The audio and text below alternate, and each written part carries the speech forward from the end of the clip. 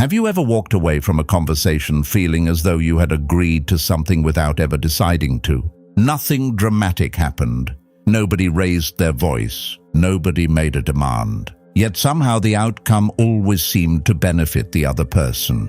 This is how most manipulation appears. Not as force, but as influence hidden inside ordinary moments. It often begins with guilt.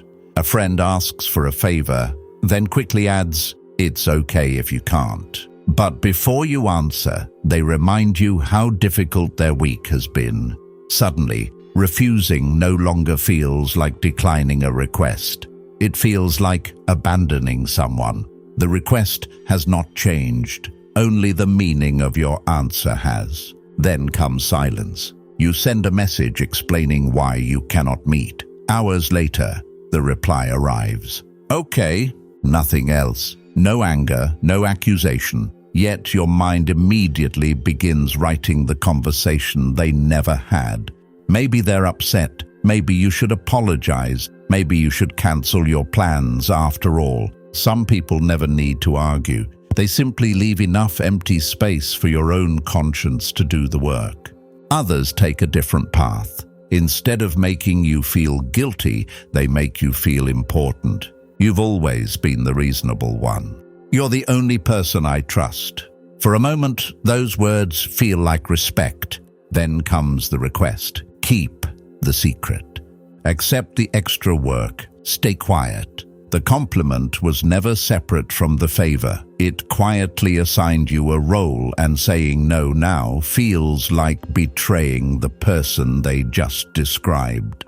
The most comfortable prison is often built from praise. Then there is urgency. Perhaps you've noticed how certain decisions suddenly become emergencies. This has to be today. I need your answer right now. Under pressure, people stop examining the request and start racing the clock. Questions disappear. Reflection disappears. The faster the conversation moves, the less likely you are to notice what doesn't make sense.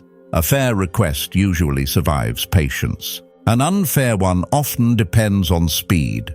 But perhaps the quietest form of manipulation wears the face of helplessness. You know someone who always seems overwhelmed. They cannot make the phone call. They cannot solve the simple problem. They sigh, hesitate, become confused, and before long you are doing it for them. Not because they demanded it, because watching the problem remain unsolved became uncomfortable for you. Over time, they carry less responsibility while you carry more. Neither of you planned it. Yet both of you begin treating it as normal. At first glance, these seem like different behaviors. Guilt, silence, praise, urgency, helplessness.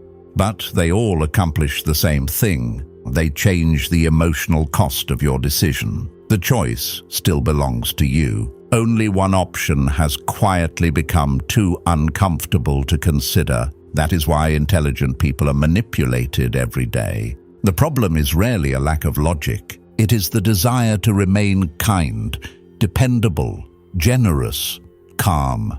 The pressure does not attack your weaknesses. It often leans against your strengths. A kind person fears looking selfish. A loyal person fears disappointing others. A responsible person struggles to watch things fall apart. The very qualities that make someone admirable can become the easiest way to guide their behavior.